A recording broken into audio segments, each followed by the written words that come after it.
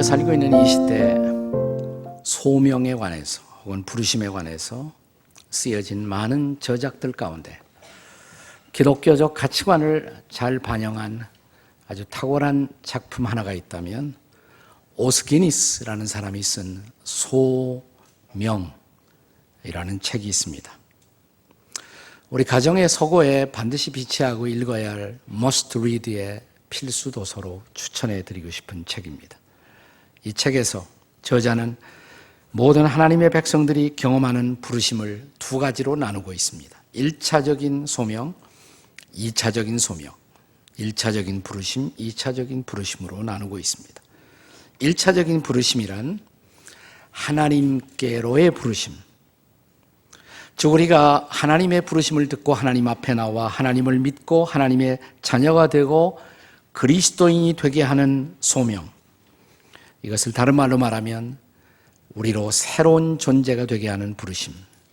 예수 믿으면 새 피조물이 되잖아요. 새 존재로의 부르심이라고 할 수가 있습니다. 그러나 이 부르심을 받은 사람들은 조만간 소위 2차적 소명과 더불어 씨름하지 않으면 안 됩니다. 2차적 소명, 2차적 부르심이란 다른 말로 사역계로의 부르심이라고 할 수가 있습니다.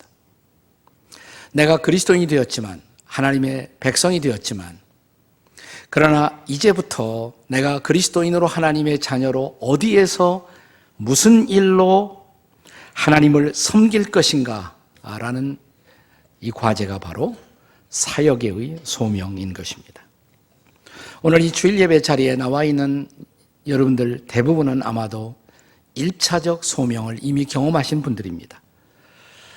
그러니까 내가 예수를 믿었다면, 하나님의 자녀가 되었다면, 구원을 확신한다면 우리는 모두 1차적 부르심을 받고 그리스도 안에 새로운 피조물이 되고 하나님의 자녀가 된 것입니다. 그러나 여기 있는 상당한 분들은 아직도 내가 그리스도인이긴 하지만 하나님의 백성이긴 하지만 그러나 나머지 내 여생을 두고 어디에서 무슨 일로 하나님을 섬겨야 할 것인가 라는 문제를 붙들고 아직도 씨름하고 기도하고 있는 분들이 상당히 많을 것입니다. 우리가 소명을 감당하고 살아야 한다는 의미가 반드시 교회 내의 어떤 사역을 해야 한다는 것을 의미하는 것은 아닙니다. 오스기니스는 이런 생각을, 소명을 받으면 반드시 교회 안에 들어와서 어떤 일을 해야 한다는 생각을 소명에 대한 가톨릭적 왜곡이라고 부르고 있습니다. 중세기 가톨릭 시대에 소명이라고 그러면 그것은 을의 성직자가 되는 것 혹은 교회에서 직접적으로 주어지는 어떤 과제를 감당하는 것을 뜻했습니다. 따라서 교회와 관련된 영적 사역은 가장 높은 소명이고 세상에서의 모든 일은 낮은 소명이라는 생각이 있었습니다. 이런 생각은 자연스럽게 교회 안에 일은 열심히 하게 만들지만 세상적인 일에 관해서는 아무런 책임을 지지 않을 가능성이 많습니다. 그것이 중세기의 다크 에이지의 어두운 시대의 비극이었다라고 할 수가 있습니다. 자, 그런데 이런 생각을 바꾸는 교정하는 일대 개혁적인 사건이 일어납니다. 그것이 바로 종교개혁이었어요. 종교개혁은 여러 가지로 많은 영향을 끼쳤지만 종교개혁의 가장 커다란 기여 중에 하나는 소위 모든 직업이 바로 하나님의 부르심이다 라는 생각을 사람들의 마음속에 가져다 준 것입니다. 다시 말하면 교회 안에서 일하는 일만 소명이 아니라 내가 세상 한복판 속에서 내게 주어진 모든 일이 바로 거룩한 일일 수가 있다. 모든 직업의 성직성, 이것을 종교개혁자들이 강조했던 것입니다. 자, 그럼에도 불구하고 이래서 종교개혁이 일어났음에도 불구하고 오늘날 심지어 개신교 안에서도 이 소명에 대한 이원론적인 편견, 다시 말하면 교회와 직접 관련된 일들은 거룩하고 높은 소명이지만 그 밖의 일은 낮은 소명 혹은 관심을 갖지 말아야 할 일인 것처럼 가르쳐지고 이해되어지는 소명과는 오늘날 개신교회 안에서도 그대로 존재하고 있다는 것입니다. 따라서 오늘날도 우리가 어떤 사람들이 전임 사역자로서 목사가 되기 위해서 신학교에 간다. 그러면 소명받았다는 말을 합니다. 그러나 직업에 대해서는 소명받았다는 소리를 별로 하지 않거든요. 네. 이것을 가리켜서 바로 개신교 안에서 여전히 존재하는 소명에 대한 가톨릭적 왜곡이다. 이렇게 오스기니스는 지적하고 있습니다. 사실상 종교개혁자들이 주장한 소위 직업관 중에는 직업의 유형 자체가 직업을 거룩하게 하는 것은 아니다. 물론 예외는 있어요. 죄를 범하게 하는 직업도 있을 수가 있습니다. 그거 빼놓고 매춘업 이런 것은 거룩한 직업일 수는 없죠.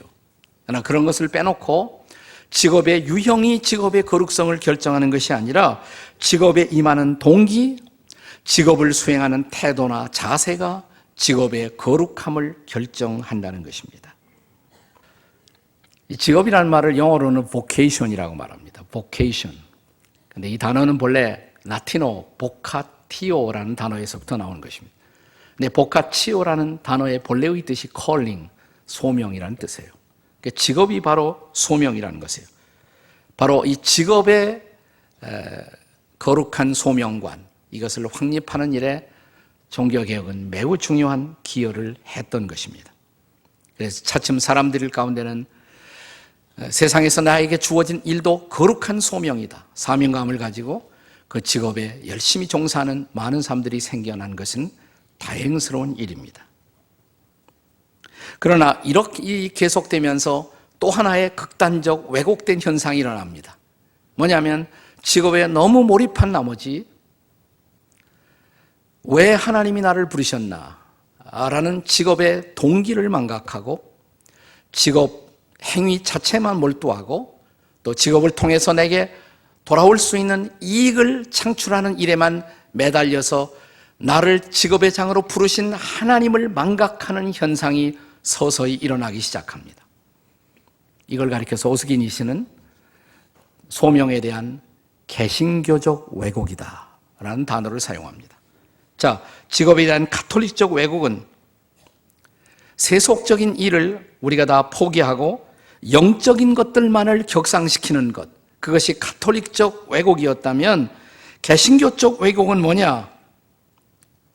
영적인 동기를 잃어버린 채로 세속적인 것을 지나치게 격상시키는 또 하나의 극단적인 오류, 이것이 바로 개신교적 왜곡이다 이렇게 지적을 하는 것입니다. 다시 한번 강조합니다. 거룩한 일이 따로 존재하는 것은 아니에요. 우리가 감당하는 모든 일이 거룩한 일이 될 수가 있습니다.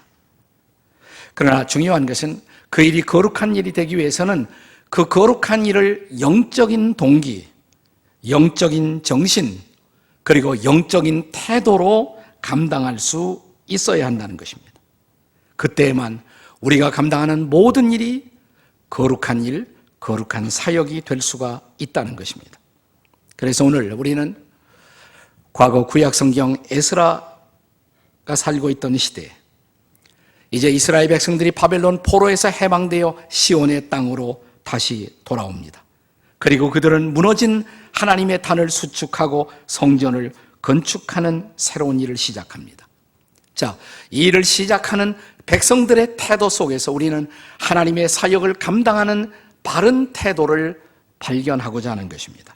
자, 하나님의 사역을 감당하는 올바른 태도 어떻게 해야 할까요? 첫째로 찬송함으로 감당할 수 있어야 한다는 것입니다. 찬송함으로. 오늘 본문에 보면 성전의 기초가 놓여지는 그 순간 이스라엘 백성들이 제일 먼저 한 일이 뭘까? 하나님을 찬송하는 일이었어요. 자, 그들은 하나님을 찬양함으로 이 거룩한 일을 시작한 것입니다. 본문의 10절 말씀을 함께 같이 읽겠습니다.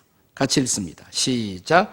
건축자가 여호와의 성전에 기초를 놓을 때 제사장들은 예복을 입고 나팔을 들고 아삽 자손 레위 사람들은 제금을 들고 서서 이스라엘의 왕 다윗의 규례대로 여호와를 찬송하되, 여기서 우리가 주목해야 할 단어는 다윗의 규례대로라는 단어예요. 다윗의 규례대로. 다윗의 규례대로 하나님을 찬양했다. 다윗은 무슨 일을 하든지 먼저 하나님을 찬양하고 일을 시작합니다. 그런 다윗이 하나님의 마음에 합한 사람이 된 것은 결코 우연이 아닙니다. 그것이 하나의 다윗 이후의 사람들에게 좋은 모본이 되고 전승이 되고 전통이 되고 규례가 된 것입니다. 그래서 다윗의 규례대로 그 일을 시작하면서 하나님을 먼저 찬양했다는 것입니다. 그렇습니다. 하나님의 일이라면 그것은 당연히 찬양과 경배로 시작됨이 마땅하지 않겠습니까? 이러한 전통과 규례는 신약 시대까지 나중에 계승되는 것입니다. 자, 그래서 우리가 로마서 12장 같은 데 보면 이제 바울 사도가 그리스도인들의 실제적인 삶, 봉사의 삶, 섬김의 삶을 가르치면서 근데 우리가 정말 하나님을 섬기고 하나님 앞에 우리 자신을 드려 일하기 위해서 제일 먼저 해야 할 일이 뭘까? 로마서 12장 1절이 그 교훈을 가르치고 있죠. 자, 우리가 잘 아는 말씀인데 다 함께 같이 읽겠습니다. 시작. 그러므로 형제들아, 내가 하나님의 모든 자비하심으로 너희를 권하노니 너희의 몸을 하나님이 기뻐하시는 거룩한 산 제물로 드리라. 이는 너희가 드릴 영적 예배이니라. 우리가 하나님께 헌신한다는 것, 하나님의 일을 섬긴다는 것, 그 출발점이 뭐냐? 먼저 우리 자신을 드려야 한다는 것이에요. 그것이 바로 영적 예배라는 것입니다. 자, 하나님을 향한 일체의 섬김, 그것은 바로 하나님을 향한 우리의 헌신, 우리의 예배로 시작됨이 마땅하다는 것입니다. 우리가 사역을 찬양과 경배로 감당한다는 것은 무엇을 뜻합니까? 그것은 우리가 지금 감당하고자 하는 그 일이 그냥 사람이 아니라, 그냥 세속적인 일이 아니라 그것이 하나님의 일이라는 가치를 인정하는 것입니다. 그런데 내가 어떤 일을 지금 감당하고 있으면서 마음에 하나님을 향한 찬양이 없어요. 하나님을 향한 예배의 마음이 없다 하면 난 그 일 차라리 안 하는 게 낫다고 생각해요. 그 사람에게 먼저 회복되어야 할 것은 찬양하는 마음, 그리고 하나님을 경배하는 마음이 먼저 회복되어야 그 다음에 일은 비로소 의미를 가질 수가 있다는 것입니다. 그렇습니다. 여러분, 우리가 감당하는 그 사역이 정말 하나님이 맡기신 거룩한 사역이 되려면 무엇보다 첫째로 찬양함으로 이 일을 감당하는 여러분과 제가 되시기를 주의 이름으로 축복합니다. 둘째는 감사함으로 감당할 수 있어야 합니다. 감사함으로. 에스라 시대 이스라엘 백성들이 성전 건축의 사역을 감당하면서 두 번째로 한 일이 뭘까? 감사의 일이었습니다. 자, 본문 11절 같이 보실까요? 11절 말씀 다 같이 시작. 찬양으로 화답하며 여호와께 감사하여 이르되 주는 지극히 선하심으로 그의 인자하심이 이스라엘에게 영원하시도다 하니 모든 백성이 여호와의 성전 기초가 놓임을 보고 여호와를 찬송하며 큰 소리로 즐거이 부르며. 자, 이 구절에서 핵심되는 단어, 키워드는 감사라는 단어입니다. 감사하며 이르되. 자, 이스라엘 백성들은 성전의 기초를 놓으면서 하나님을 찬양했고 이어서 하나님 앞에 감사의 고백을 드립니다. 뭐라고 감사했어요? 자, 지금까지 이스라엘 백성들이 살아왔던 역사를 정리해 볼 수 있다면 그들은 끊임없이 하나님께 불순종했고 하나님을 반역했고 또 하나님의 마음을 거스리는 죄 가운데서 살아왔습니다. 그것이 이스라엘 백성들이 바벨론 포로로 끌려갔고 70년 노예 생활을 한 직접적 원인이기도 했습니다. 아니, 그것 때문에 예루살렘 성전이 무너진 원인이라고도 할 수가 있습니다. 그러나 때가 찬 시각 하나님은 그 백성들을 포로에서부터 풀어주셨고 시온의 땅으로 돌아오게 하셨고 성전을 다시 건축하게 하십니다. 그 하나님을 생각했을 때 이스라엘 백성들의 입술에서 자연스럽게 흘러나온 고백이 뭐예요? 지극히 선하시고 인자하신 하나님. 바로 그 하나님 앞에, 선하시고 인자하신 하나님 앞에 감사합니다. 바로 이 감사로 그들은 이제 새로운 역사의 일을 시작하고자 했던 것입니다. 그래서 하나님의 백성들에게 하나님의 일은 언제나 감사함으로 감당될 수 있어야 한다는 것입니다. 내가 참 부족한데 우리가 하나님 앞에 늘 연약하기만 한데, 늘 방황하고 늘 죄스럽기만 한데 하나님이 아직도 기회를 주시고 나 같은 사람을 쓰시고자 하시다니 감사해요. 이게 저절로 우러나오는 우리들의 고백일 수밖에 없다는 것입니다. 다시 주시는 은총의 기회, 우리들에게 다시 한번 하나님의 일을 맡기시는 은총의 기회, 감사할 수밖에 없잖아요. 화가 로세티라는 화가는 이런 말을 했습니다. 무신론자에게 최악의 순간이 있다면 그의 마음속에 갑자기 감사할 마음이 생길 때이다. 그런데 그에게 감사할 대상이 없다는 것. 이것이 비극이 아닌가. 체스터턴이라는 영국의 유명한 그리스도인 작가가 있는데 그는 이런 말을 했습니다. 우리 아이들은 성탄절 아침에 일어나 양말에 들어가 있는 사탕을 보고도 감사하는데 두 발을 양말 속에 넣고 살아가면서 감사할 줄 모르다니. 사랑하는 여러분, 하나님을 알고 하나님을 신뢰하고 하나님과 동행하면서 하나님이 내게 맡겨주신 그 일을 오늘도 감당할 수 있다는 것, 이 벅찬 감사로 하루하루의 삶을 감당할 줄 아는 저와 여러분이 되시기를 주의 이름으로 축원합니다. 우리가 하나님의 사역을 감당하는 또 하나의 중요한 태도, 세 번째는 기쁨으로 감당해야 한다는 것입니다. 기쁨으로. 저는 지금까지 언급한 하나님의 일을 감당하는 태도들을 함께 나누고 있습니다. 찬송함으로 그 일을 하라고. 그 다음에 뭐예요? 감사함으로 그 일을 하라고. 세 번째는 기쁨으로 그 일을 하라고. 이 세 가지는 떨어져 있는 것이 아니에요. 연관되어 있어요. 연관되어 있습니다. 찬양하다 보면 감사하게 돼요. 감사하는 사람은 자연스럽게 기뻐할 수가 있는 것입니다. 자, 이제 12절 말씀을 함께 읽겠습니다. 본문의 12절 다 같이 읽겠습니다. 시작. 제사장들과 레위 사람들과 나이 많은 족장들은 첫 성전을 보았으므로 이제 이 성전의 기초가 놓음을 보고 대성통곡하였으므로 여러 사람들은 기쁨으로 크게 함성을 지르니. 성전의 기초가 놓여지는데 나이 많은 사람들은 대성통곡했다. 왜 그랬을까? 성경학자들은 아마도 첫 번째 성전에 비해서 두 번째 성전은 무척 초라했기 때문에 아마 그들이 마음의 슬픔이 있었을지 모른다, 이런 주석을 하는 학자들도 없지 않아 있습니다. 그러나 중요한 것은 이것입니다. 그래도 그 성전을 다시 회복할 수가 있다. 그래서 그들은 통곡 중에서도 기뻐합니다. 기쁨으로 함성을 질렀다고 합니다. 그것은 눈물로 범벅이 된 그런 기쁨이었을지도 모릅니다. 그것은 우리 같은 사람이 그래도 성전을 짓는 일에 쓰임을 받고 있구나라는 기쁨, 그리고 하나님의 꿈의 성전을 다시 세울 수 있다라는 기쁨, 이런 여러 가지가 복합적인 그들의 마음속에 기쁨을 가져다 주고 있었을 것입니다. 중요한 것은 이것입니다. 이 기쁨은 하나님을 바라보고 살아가는 사람들의 기쁨, 인생의 중요한 초점을 세상의 어떤 사건이 아니라 그분에게 맞추고 살아가는 사람들에게 주어질 수 있는 거룩한 기쁨이었던 것입니다. 바울 사도는 에베소서 6장에서 종들의 사명은 사람들을 기쁘게 하는 것이지만 너희들 그리스도인들은 사람을 기쁘게 하는 자처럼 눈가림으로 인생을 살아서는 안 된다고 말합니다. 그리고 이 바울은 로마의 감옥에서 이 편지를 쓰면서 또한 이 편지를 받는 빌립보의 성도들에게 주 안에서 항상 기뻐하십시오. 다시 말씀드립니다. 기뻐하십시오.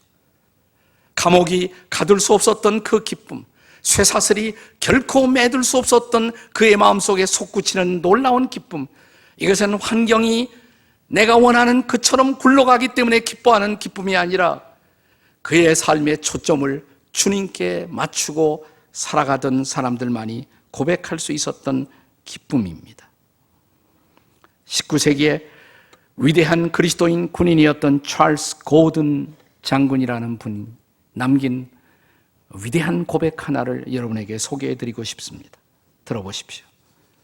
인생을 살아가면 살아갈수록 난파당하지 않기 위해서는 북극성을 기준으로 삼아 방향을 조종하는 것, 한마디로 하나님 한 분에게만 맡기는 것이 필요하다는 것을 더욱 절실하게 느끼게 된다. 그리고 결코 사람의 호의나 미소에 주목해서 안 된다는 것을 깨닫는다. 그분이 나에게, 당신에게 미소 짓고 계시다면 사람들의 미소나 찡그림에는 그렇게 크게 상관할 필요는 없다.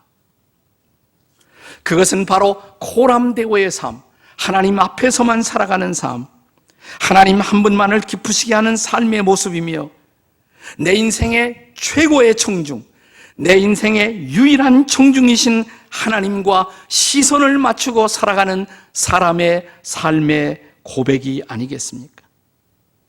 나를 향하신 그분의 눈길이 느껴지신다면, 그리고 나를 향한 그분의 미소가 보여진다면 무엇을 두려워하겠습니까? 무엇을 걱정하겠습니까? 무엇을 염려하겠습니까? 무엇을 불평하십니까? 저 유명한 성 어거스틴이 그리스도인에 대한 정의를 이렇게 내렸습니다. 어거스틴의 기막힌 정의, 크리스찬이란 누구냐? 어거스틴은 이런 정의를 했어요. 머리에서 발끝까지 할렐루야. 이게 바로 그리스도인이라고. 놀라운 고백이죠. 한번 따라 세우세요. 머리에서 발끝까지 할렐루야. 한번 해보세요. 옆에 사람에게. 시작. 머리에서 발끝까지 할렐루야. 이게 바로 그리스도인이라는 거예요. 우리의 존재가 하나님을 찬양하고 하나님께 감사하고 하나님께 기쁨이 되기 위해서 존재하는 자, 그게 바로 그리스도인이라는 것입니다. 세베스찬 바하는 그의 악보의 여백에다가 쉴 새 없이 SDG라는 글자로 악보의 여백을 채웠습니다. SDG 뭘까요? Soli Deo Gloria. 오직 하나님께 영광을, 어린 양께 영광을. 그렇습니다. 사랑하는 여러분, 만약 저와 여러분, 우리 모두에게 맡겨진 그 모든 사역을 감당하는 우리의 생각, 우리의 태도가 찬송으로, 감사로, 기쁨으로 채워질 수 있다면 우리의 사역의 마당 얼만큼 달라질까요? 우리의 일상의 걸음 얼만큼 달라질 수 있을까요? 푸르고 아름다운 계절이 다가오고 있습니다.